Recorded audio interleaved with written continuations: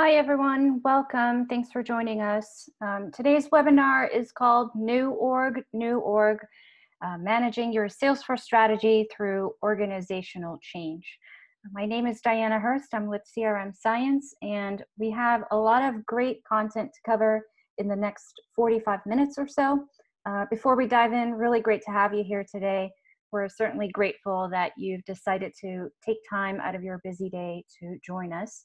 On the next slide, there is a lot of information, but my call to action to all of you here today is to stay connected with us. So if you look towards the bottom of the slide around the middle section, you'll find our social media handles and some of the other channels where you can keep up with our latest content. You know, as many of you know, CRM Science is a Salesforce consulting firm. So we have a ton of Salesforce expertise on our team across various industries and pretty much across all of Salesforce's products and clouds. And our team loves sharing everything we know about Salesforce through our blog, videos, and of course these webinars like the ones that we're doing right now. Some housekeeping before we truly get started. We are recording this webinar today, so you will be receiving a replay of the webinar as well as a PDF version of these slides that we're presenting to you today. So look out for that email today or tomorrow. And then we absolutely encourage you to ask questions, and to do so, type your question into the Zoom control panel. We will take time towards the end of the webinar to answer your questions. And, you know, depending on how many questions we get throughout the webinar, we might take a pause during the middle or in the middle of the webinar. And if we don't get to your question, don't worry, we can always reach out to you via email, or you can reach out to us. We are very accessible. And with that, I'd like to introduce you to my coworker, Eliza Gage. She is one of our project managers here at CRM Science, and definitely the subject matter expert on today's topic. So Eliza, are you ready? I am. Thank you so much, Diana, for the warm welcome. So hello, everybody. As Diana said, my name is Eliza Gage. I'm a project manager here at CRM Science.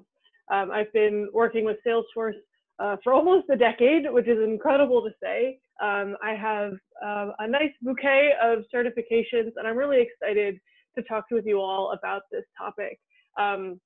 This is a topic I'm really passionate about because I've helped a lot of clients through this. And frankly, I've been through this myself a couple of times as part of an organization, right? Our organizations go through so much change and so much different kinds of change.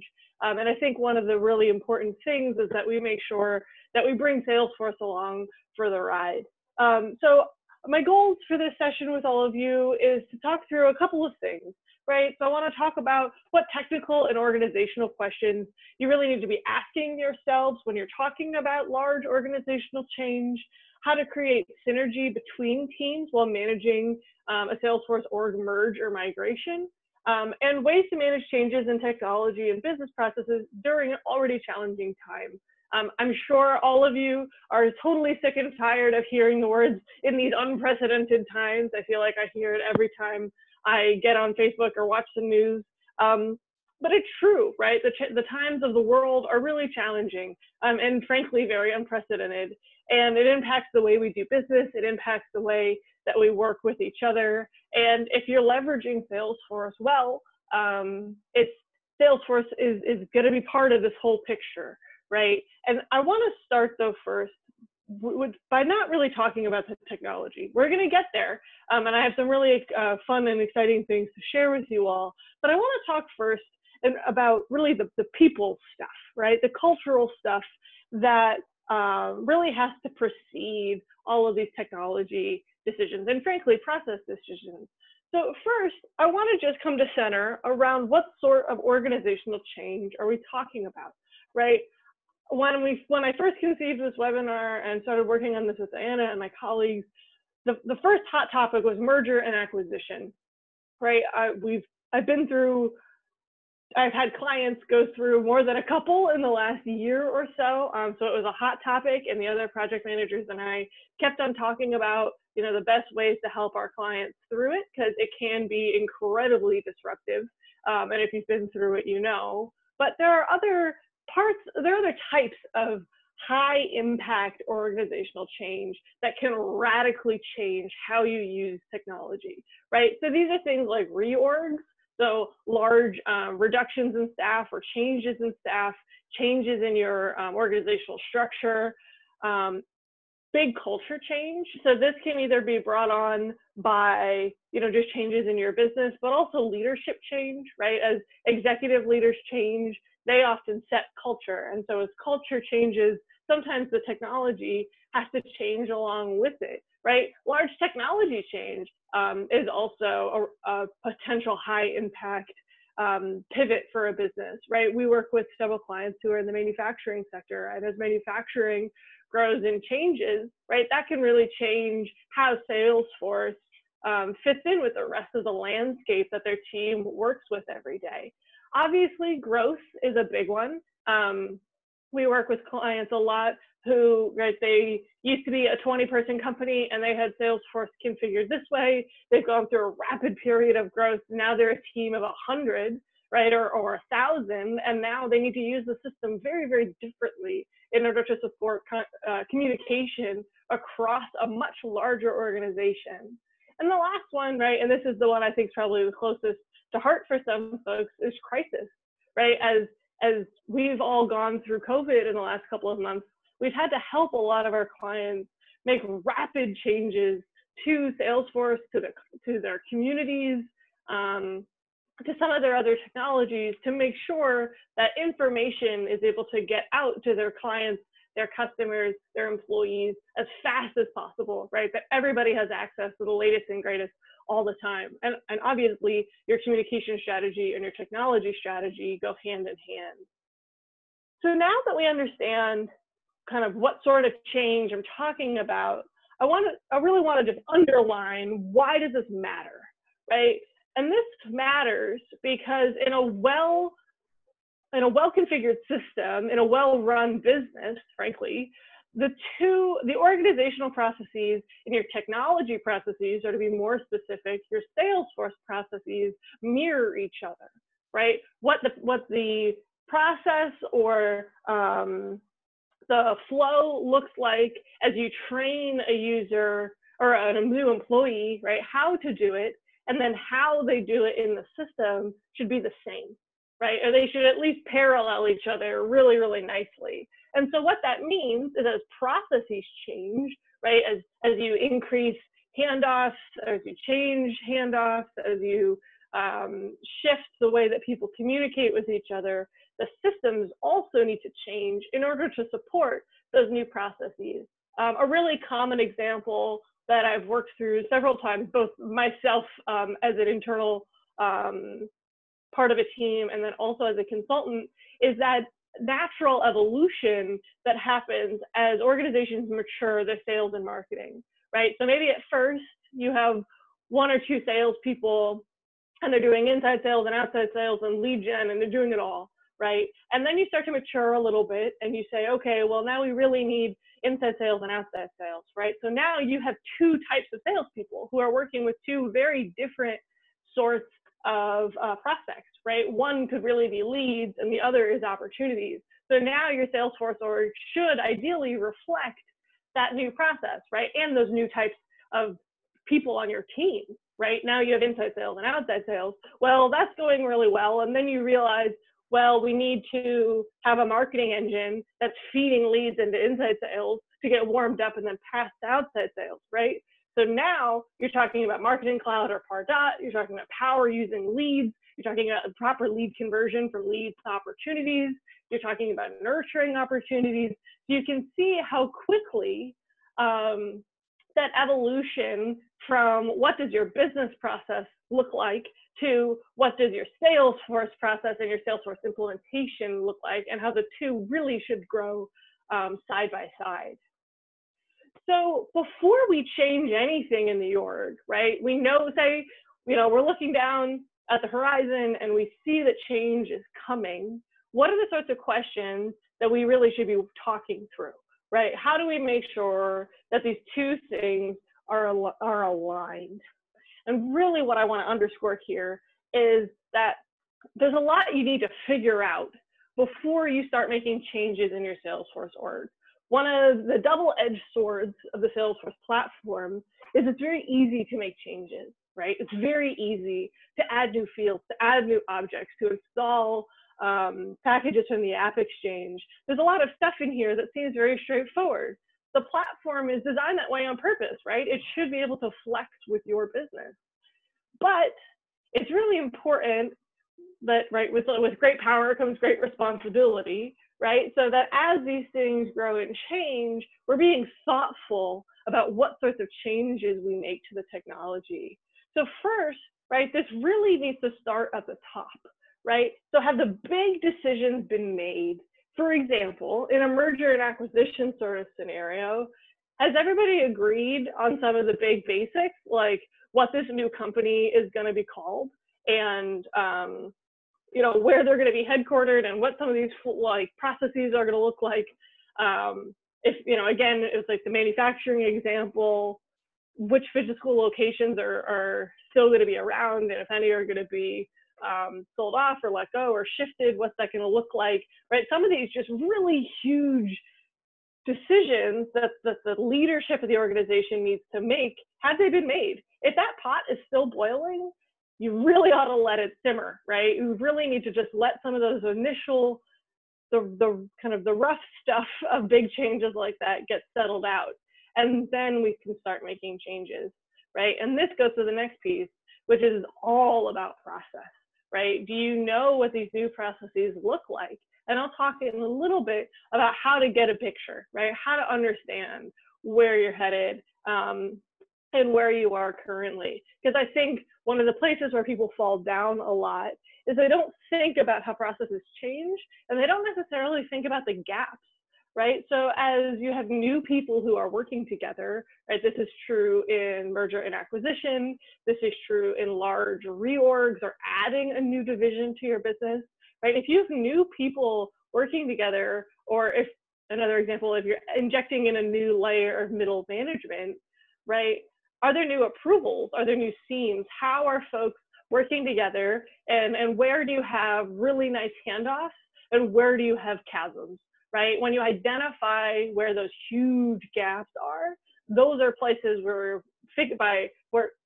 where updating your technology can have really rapid and high impact results for the rest of your organization.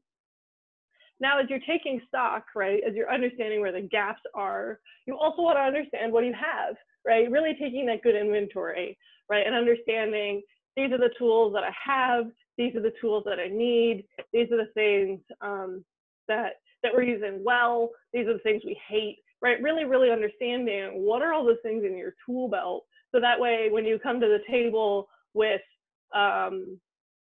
all the possibilities, right, you also understand what you already have. The other part of that, right, and the last big question is really understanding what are the problems you're trying to solve. Ideally, right, your organization is being thoughtful about why you made the big change, right? If you've added a new division, or if you were just acquired, or you did the acquiring, what was your big goal, right? Were you trying to improve customer service? Were you trying to add additional product lines?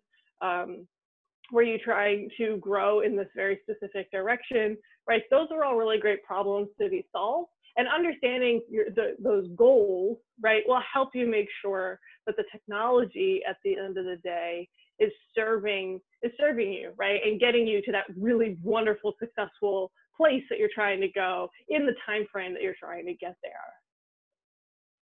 So, right, I've talked a lot about some conversations to have, right, some tough questions to have. And while I'm on my little soapbox, I think it's really important to also acknowledge that these sorts of changes are really hard on your team, right? I was part of an organization that got acquired, and it was hard. It was hard because there was a lot more questions than answers on the table for a while. And And it's really tricky, but I don't think it's hopeless, right? I think that there's actually a lot of really wonderful things that managers and that leadership can do in order to guide the team through change, right? And in order to build trust and reduce attrition and these sorts of things, right? The first is I think it's important to share the vision. For a lot of folks, the news of a new division or M&A activity can seem like it comes out of the blue, right? It's often, those sorts of things often happen behind boardroom doors.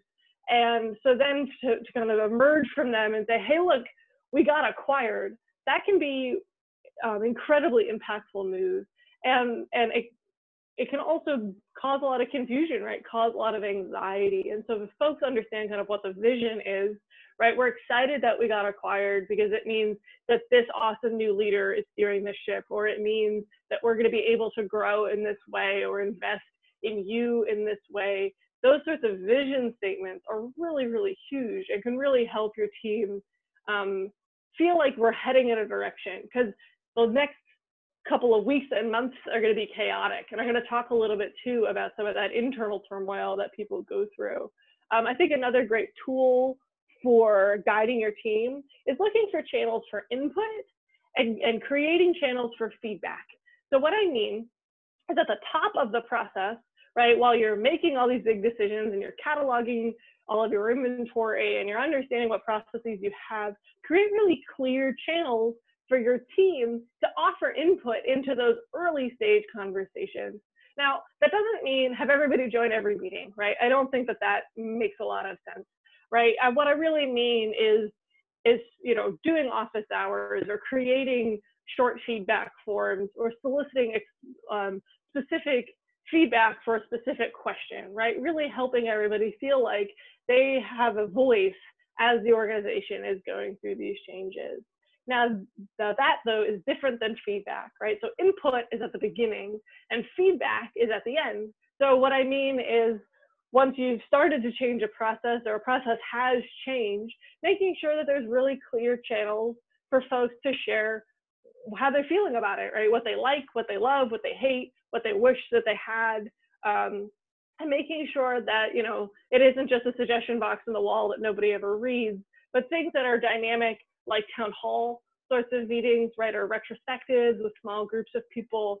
This really helps everybody feel like they have a little bit of a voice in steering the ship. And from a technology perspective, these sources of additional input and of feedback help you end up with a better end solution that has better adoption, because now you're making sure that what you're creating for your team aligns with what your team really needs and is really serving them in their everyday business, right, and doing their job every day. The next piece of this is about creating transparency, right? So yeah, if we can give input, we can take input, we can take feedback, but where does it go? What happens to it, right? What does the timeline look like? How quickly are we going through this change? Is everybody's day job going to change tomorrow, right? Or is there going to be a little bit more time to adapt and adjust? Sharing things like timelines and the little changes that are part of big change, like new roles and new titles and team members coming and going, really making sure that folks are aware of all of those things is really important. But the other side of this, right, the double-edged sword here, is how do you do this and also create steadiness? I think it's really hard for folks when it feels like everything's changing every single day, right? Every day there's new high-impact news. If you watch the news, I'm sure you feel some of that fatigue sometimes already. But giving your team steadiness, right, helping them understand when things are changing and how things are changing, and making sure that you have very clear, repeatable touch points to give them updates, right? A weekly team meeting, a monthly all hands, these sorts of communication channels that folks can expect are helpful in helping everybody feel like things, while changing rapidly, are also very clear and very steady, right? At the end of the day, all of this is about trust, because what we're trying to do is help everybody make the best decisions that they can make through really challenging times. there's a model here for this that I think is really important. So this is a diagram from William Bridges, and he talks a lot about change management versus transition management. So I'm sure all of you have heard the term change management before. Change management is all about managing the external forces, right? If I'm transitioning my team to Lightning, how I train them how to use Lightning is all about change management, right? Is what tools are we using? When are we doing it? What the expectations are around when they will be fully transitioned. All of those questions and answers, all of that is change management. But transition management is about supporting individuals through their processing. We spend so much time at work, right? We give so much of ourselves to the organizations that we work with and for. It's important that we acknowledge that people also within themselves have to go through a little bit of transition management in order to move through things successfully. So what does this look like? So this is a diagram here on the left side. And William Bridges really puts this into 3 zones, right? Endings, the neutral zone, and new beginnings. So we all start in endings, right? With any of these sorts of big announcements or big changes, there is often that feeling of like a bomb just got dropped, right? You're losing part of your role, you're gaining part of your role, you're losing a teammate, you're gaining teammates. Some of this stuff can really feel like grief in a lot of ways, right? And it's really important to give folks time to go through kind of that ending phase. And as they work through it, right, as that kind of initial shock wears off, they enter the neutral zone. And so the neutral zone, when managed well, right, is just exactly that, right? It's neutral. It's folks are neither here nor there. They're understanding what's going on. They're tentatively optimistic, right? Those sorts of feelings.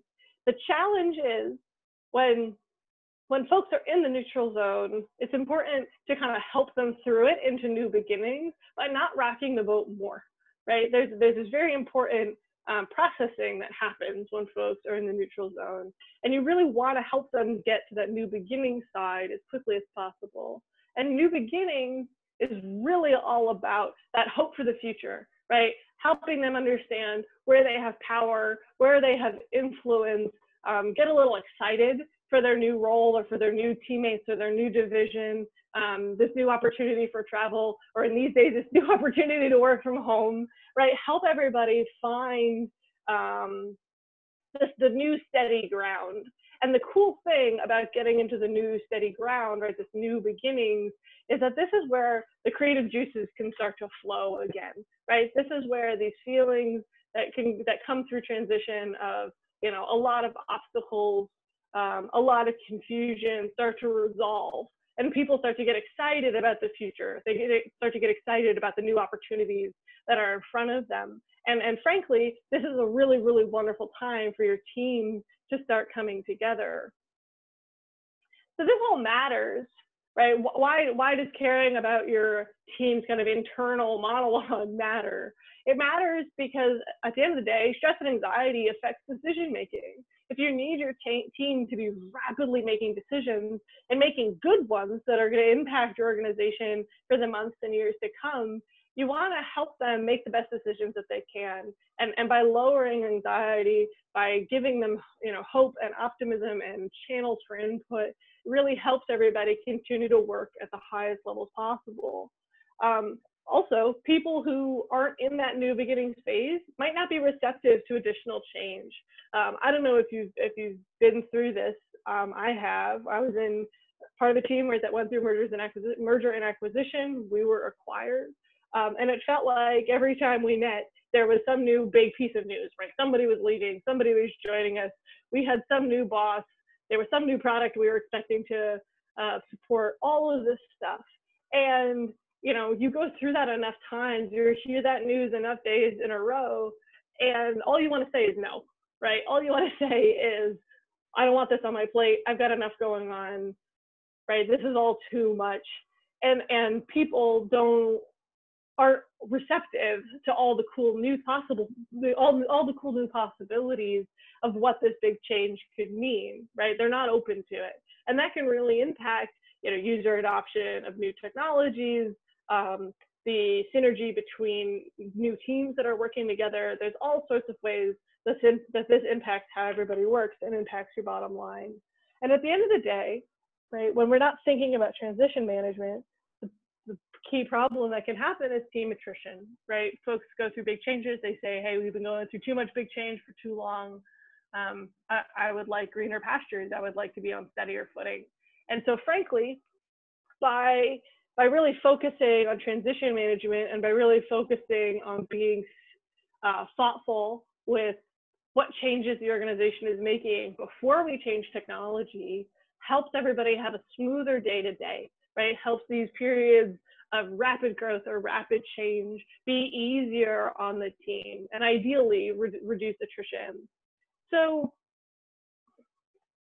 as we're talking about building a team, right, this is a model several of you might be familiar with, right, is that there's really these 4 phases of a team coming together: forming, norming, storming, and performing, right? So forming is when the team is just starting to come together, right? You're identifying who the members are. They're starting to communicate with each other. Maybe they're starting to work with each other a little bit, feel each other out, those sorts of things.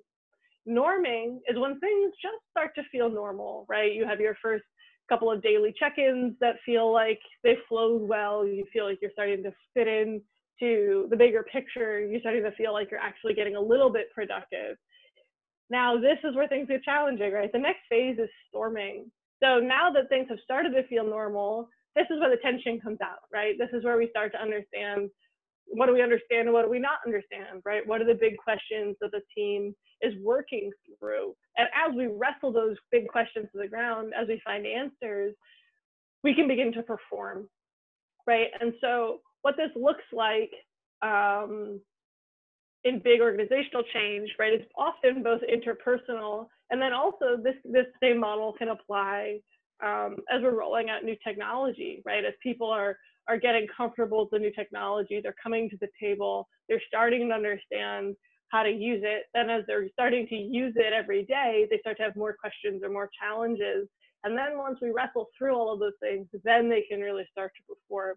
This model, I think, is a really, really wonderful one that is like applicable in a lot of different ways as you're thinking through big organizational change and big technology change. I've seen a lot of teams follow this model as they implement Agile and Scrum for the first time. So with all that being said, let me talk a little bit about some tools. So there's a lot of really, really great tools out there that will help you and your team understand the change that you're going through. So first, obviously, is charts and diagrams. Who doesn't love a good picture? 2 of my favorites are RACI charts and then Gantt charts and timelines. So a RACI chart RACI is an acronym, right? So it's responsible, accountable, consulted, and informed. And so what a RACI chart lays out is for every decision that needs to get made, right, or every function that needs to get done, who is responsible, accountable, consulted, and informed. This helps really clear up the lines of command and help everybody understand to what level they have decision-making power in a decision. This can be really, really powerful, especially if you have 2 teams coming together with matching job titles, right? And you're trying to understand what's the new hierarchy and who now has approval rights and those sorts of things. A RACI chart and working through a RACI chart can really, really help teams clear those sorts of things up.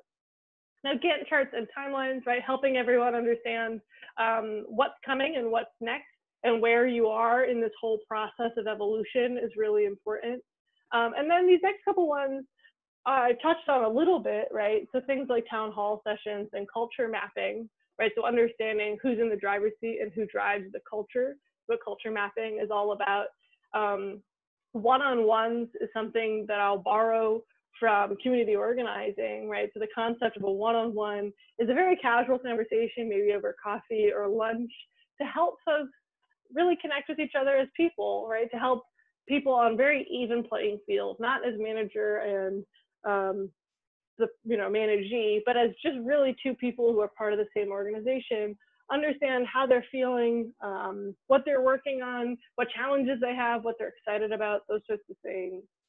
If you've heard me talk before about lightning rollouts and the way that I like to lead teams through lightning rollouts, one of my favorite things to say and to do is to find your champions, right? So find those individuals who are enthusiastic about the change that you're going through, can help the rest of the team that the team looks to as a leader. Having these people who potentially don't have a really cool title, right, but are really influential to your team and the team's culture can be really, really important to getting through this sort of change well. And the last thing, and I'll put my marketing hat on for a minute, is to communicate, right? Communicate and then communicate some more and then over communicate. One of the principles of marketing, right, is that to get a message across, you have to communicate something 7 times and in 7 different ways. So what does this mean in practice, right? This means that talking about a big change just in an all hands verbally is only one way to communicate and only one time.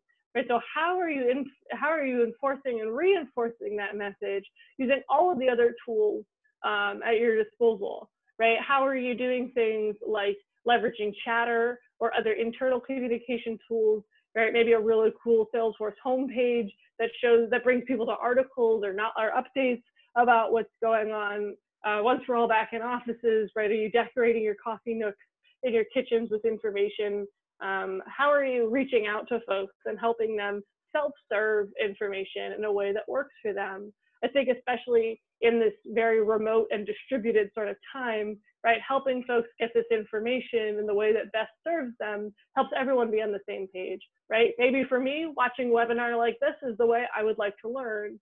Maybe for another one of my teammates who's juggling lots of clients and a few kids, right? Being able to read this information on his own time after his kids go to bed is going to be the way that he can best absorb it. So giving folks information in a lot of different ways helps people absorb all this information and come to the table more fully informed, right? Going back to our earlier thoughts about input and feedback, right? When people have shared context and people have all of the information, the input that they give you is better and the feedback that they give you is better. Again, to borrow from marketing, right, the idea of a drip campaign, so give folks a little bit of information all the time and let them process it in a reasonable amount of time. And then also referenceable information, right, giving folks, using tools like Knowledge and Chatter to give folks the ability to reference back to things whenever they need to. So now let's talk a little bit about some of the Salesforce considerations when you're going through large organizational change. So the first is to bring your AE along for the ride. So I'm sure all of you have an account executive or a PAM, a partner account manager at Salesforce that you work with really closely. Letting them know that these sorts of changes are happening as soon as you can will often benefit you. They've probably been through it a couple hundred times before, and so they might have some good insight. They can also help you with some of the technical stuff, right? Like making sure that you have the licenses you need to serve your new team. They can help you make sure in merger and acquisition and those sorts of things that you end up with the best possible contract between the two original organizations, right? Or make sure too that you can get a good deal if you need a ton of new licenses. They have a lot of power in that regard and are a really, really good resource for making sure that you end up right in the right place in the end. At that point too, right, it's important to really think about all your existing contracts. So not just Salesforce, but also, you know, other sorts of tools like which mail solution are you using, what meeting tools are you using, but also your App Exchange apps, right? One of the cool things about Salesforce is that it's so adaptable, and also that there's so many different products out there to choose from. So, you know, something I've seen a lot of clients go through is that they go through, you know, M&A or something like that, and now they realize that they've got everything duplicated, right? They've got Microsoft Outlook and Gmail. You know, they have GoToWebinar and Zoom, right? Is it like all these tools are doubles and doubles? And so by really taking into account what you have and how are you using it can help make sure that you end up in the best possible place. One of the challenges with this, I think, is that folks are often very quick to start to try to cancel things, right? You obviously don't want to be paying for things that you aren't using. I think a challenge with that is making sure that you're doing things at the right time, right? Sometimes it's worth it to hold on to something, to hold on to some of those additional licenses, to make sure that you have your whole strategy in place before you start cutting cords, right? To make sure too that, if you say you've built some customizations on top of something you bought off the App Exchange, like GeoPoint or something like that, right? Making sure that you're being thoughtful in how to transition from one tool to another to make sure that things aren't breaking and that you aren't losing functionality that a team really, really needs. So the next Salesforce consideration, and this is most keen for, again, clients, people or organizations that are going through M&A, but I think it can apply to others, is that really there's a decision on the table about, are you going to go with one org, two orgs, or a brand new org, right? So one org means, okay, if I've got organization A and organization B, if organization A's Salesforce implementation is a little more established, and are we just going to pick up everything, are we just going to move everybody and everything from org B into org A, right? The benefits are you're centralizing the data, you're unifying the processes. Some of the team is already familiar with how the org works. The risks are you can essentially like leave stones unturned, right? You might have some old customizations and things like that that only applied in the old way of the world, right? And now they're just going to hang out because the new conjoined or the new joined team isn't going to use them anymore. The other challenge is that there is a steep learning curve for some of the teams, right? If you're going to just take all of the data from the other org and conform it to the data structure of the original org, right? You now have a whole part of your organization that needs to be retrained in how to use Salesforce. The next choice is two orgs, right? So you could conceivably have two orgs and integrate them using tools like Salesforce Connect or ETL tools like Boomi and MuleSoft. The benefits are you can still centralize the data, right? An ETL tool will allow you to still compare apples to apples. It allows everybody to keep their existing processes, which is nice, right? Nobody has to change right away. And also it leaves the door open to combining later, right? So you could say, okay, we're just going to connect the two orgs for now, so that way the executive team can get the information that they need to make decisions, and then we'll merge or we'll start fresh in a new org sometime down the road. The risks are the costs, right? You have two sets of licenses, two entirely separate orgs. So that means potentially double App Exchange apps, double customizations, double integrations. The other risk there is maintenance, right? You are then maintaining two wholly separate Salesforce orgs. So if there are changes that are made in one that may need to be made in the other, you will need to make them twice. The last choice in this is a new org, right? So start fresh entirely. I once worked on a project. They went through a very large period of merger and acquisition, and they realized that the best thing to do was to start fresh. This fresh implementation for this very mature organization that had gone through all of this M&A took over a year, right? So the risk is that it can take a lot of time. It can take a fair amount of investment. There's a lot of decisions that need to be made up front, but there's huge benefits, right? It is a fresh start. So you can really make sure that your data is right, that your processes are right, that your rollout is well thought out, right? There's lots of opportunity in this strategy for really good change management. And there's lots of good opportunity in this for a lot of strategic thinking, right? When you start fresh in a new org, it really allows your team to really think hard about what they really, really need to get out of Salesforce and how Salesforce needs to be set up. That all being said, before you make these sorts of decisions, it's really important to compare data models. So understanding what clouds are you using, right? Are you all using Sales Cloud? Is one using Sales and Service? Are you also using Community Cloud, right? These sorts of basics are an important way to understand what everybody has and what you're using. What customizations and custom objects are being used, right? So this is really important to understand, because sometimes folks solve problems with standard Salesforce processes like leads and opportunities, and sometimes folks do that using customizations and custom objects because their process is a little bit different. And understanding that is really, really important in the understanding what your baseline looks like and where you're headed.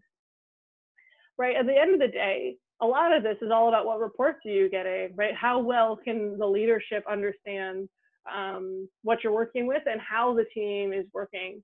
So one of the really great ways to get insight into what the data model looks like is to compare reports. To take two reports that serve the same function, like a weekly sales report, and compare them side by side. What data is the team or the different teams working with and using, and how are they leveraging those things within their processes every day, right? At the end of the day, a lot of this is about comparing tools. Now, not just on platform, meaning not just Salesforce tools, but all the tools, right? And not just what tools you have, but also how are you using them? I've seen a lot of organizations use the same tools differently and use different tools for the same purpose. So it's important to understand both sides of how what you have is being leveraged. And again, right, this is a really good moment to get feedback from the team on what tools you're using and how do they feel about it, right? There's a retrospective format I love called the 4 L's, right? So what do they love, learn, lack, and long for? Going through an exercise like that, right, doing a 4 L's retrospective about a specific tool or about a specific problem to be solved can help everybody really understand what do they need and what are they going for. And so then when you start shopping for a new tool, right, or to improve the tools that you have, you really have that really good wish list in your pocket ready to go. The last Salesforce consideration that I think is often overlooked is security and permissions. I know it sounds really basic, but I think it's really important to understand who can see what, right, and what can they do? Because, for example, in a mergers and acquisitions sort of scenario, if one org was wide open and everyone could see everything, and the other org was very locked down, meaning sales reps could only see the opportunities that they were working with or only see accounts that they owned, right? You want to be very, very thoughtful about what security model is going to work and why the previous decisions were made, right? Did folks have issues with, people quitting and taking their list of leads, taking their little black book with them, right? And if that has been a historical problem, do they foresee it in the future, right? Does your security model and your permissions align with where you're trying to go and what kind of organization you're trying to build? And ultimately, right, how do these decisions impact licensing? Making sure that you have a licensing model and a data model that supports what sort of security and permissions your team ultimately needs. So lastly, I just want to give you guys a little bit of recommended reading. So the links will be in the PDF that Diana will share out. These are a few of the articles that I found most helpful while doing some of this sort of stuff for clients and also while building this slide deck.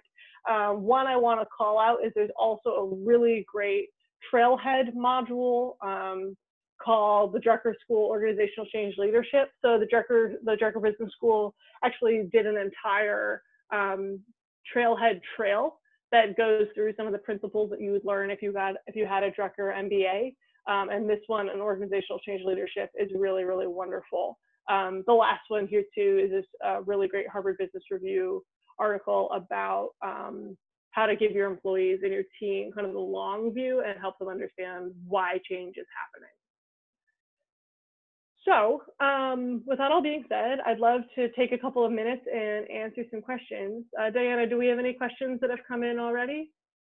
Yeah, we do have a couple, and thanks for that, Eliza. That was great. So folks, we are ready to jump into Q&A. So if you have any questions, type them in now. A couple that we already have here. If we know an M&A is coming, what steps would you recommend we take in advance to prepare? So this is an interesting one. A challenge often with M&A is that things, for legal reasons, are kind of kept under wraps for a long time and are are hidden from view for a lot of folks, right? For a lot of reasons, especially if you're publicly traded and those sorts of things. And so I think that, if you're privy to those conversations early and you know that this is coming, I think you can start quietly inventorying and understanding kind of what you have and how it's being used, and really making sure that your processes and how the team works together is as well documented as possible. When you come to some of those initial technology conversations about what do you have and how the team is using it, if you have those things in your pocket already and diagrammed and those sorts of things, those initial conversations will go a lot smoother because you'll already have all of that information available. Excellent. The next question is, are there any tools you would recommend for rapidly understanding another Salesforce org? So one of my new favorites, this is a feature I think that just came out recently, is in Lucidchart. So Lucidchart just recently announced an integration with Salesforce. And one of the things that you can do with that is that you can actually import your Salesforce schema into Lucidchart, and it will build a diagram of what your data model looks like. So, I mean, the big caveat is if you have a lot of fields, custom fields, a lot of fields you aren't using, you're going to get it automatically generated and then need to do some cleanup. But the thing about this that's really helpful is it lets you see kind of how the different objects and fields are connected to each other and what some of the relationships look like. Another tool that we use often when we do org cleanups that I think also applies is Field Trip. So this is an app that's on the App Exchange that allows you to run reports and understand what fields are being used most often and which fields are never being used. So this will help you understand kind of how your org is being leveraged and what's useful and what's potentially good things just to clean out.